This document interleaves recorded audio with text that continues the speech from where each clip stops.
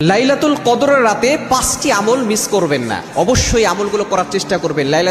নবীজি সাল্লাল্লাহু আলাইহি ওয়াসাল্লাম জানিয়ে দিয়েছেন যে রাতে আপনি ইবাদত করে অনেক মজা পাবেন এবং যে রাতে অনেক বেশি গরমও থাকবে না, অনেক বেশি ঠান্ডাও থাকবে না, এরকম যদি রাত হয় এবং সেটা বেজরের রাত হয়, বিশেষ করে রাসূলুল্লাহ বলেছেন তোমরা শেষ দশকের বেজরের রাতগুলোতে লাইলাতুল কদর তালাশ করো। 21-এর রাত, 23-এর রাত, 25-এর রাত এবং 27-এর রাত, 29-এর রাত, এই রাতগুলোতে আপনি অবশ্যই প্রতি রাতে আপনি আমল করার চেষ্টা করবেন। এই 5টি আমল ভুলেও মিস করবেন না। নাম্বার 1, 1 নাম্বার হচ্ছে দোয়া পড়া। নবীজি সাল্লাল্লাহু আলাইহি ওয়াসাল্লামের কাছে আম্মা আয়েশা রাদিয়াল্লাহু তাআলা আনহা জিজ্ঞেস করেছিলেন, ইয়া রাসূলুল্লাহ, ইয়া হাবিবাল্লাহ, আপনি যদি লাইলাতুল কদর পেয়ে যাই কি আমল করব? নবী সাল্লাল্লাহু আলাইহি ওয়াসাল্লাম বলেছেন তুমি একটা দোয়া করবে, আল্লাহুম্মা ইন্নাকা আফুউন তুহিব্বুল আফওয়া ফাআফু আন্নী।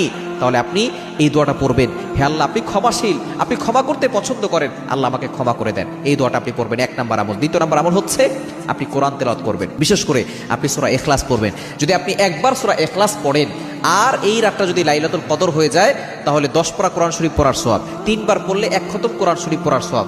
সুতরাং ওই রাতটা যদি লাইলাতুল কদর হয়ে যায় তাহলে 1000 মাসের চেয়ে উত্তম, অর্থাৎ 1000 মাস ধরে আপনি প্রতি রাতে আপনি লাইলাতুল কদরের রাতে আপনি যদি সূরা ইখলাস পড়েন 1000 মাস 1000 দিন আপনি সূরা ইখলাস পড়ার ফজিলত পাবেন। এজন্য কোরআন তেলাওয়াত করার চেষ্টা করবেন, যতটুকু পারেন কোরআন তেলাওয়াত করবেন। 3 নাম্বার আপনি দান করার চেষ্টা করবেন। আপনি যতটুকু অ্যাবিলিটি আছে এই শেষ দশকে প্রতিদিন আপনি 10 টাকা হলেও আল্লাহর জন্য খরচ করবেন, 5 টাকা হলেও প্রতিদিন আপনি আল্লাহর জন্য দান করবেন। বা বোনরা যারা আছেন ঘরের ভিতরে একটা বক্স রেখে দিবেন, আপনি রাতের বেলা নিয়ত করে রাখবেন যে আমি এটা দানের জন্য রেখে দিলাম, পরবর্তী সময় আপনি দান করে দিবেন। সুতরাং 3 নাম্বার আমল হচ্ছে আপনি দান করবেন। 4 নাম্বার আমল হচ্ছে আপনি জিকির আজকার বেশি বেশি করবেন। সুবহানাল্লাহ, আলহামদুলিল্লাহ, লা ইলাহা ইল্লাল্লাহ, আল্লাহু আকবার, সুবহানাল্লাহ বিহামদি, সুবহানাল্লাহিল আযীম, এই জিকিরগুলো যত বেশি পারেন তত বেশি করবেন।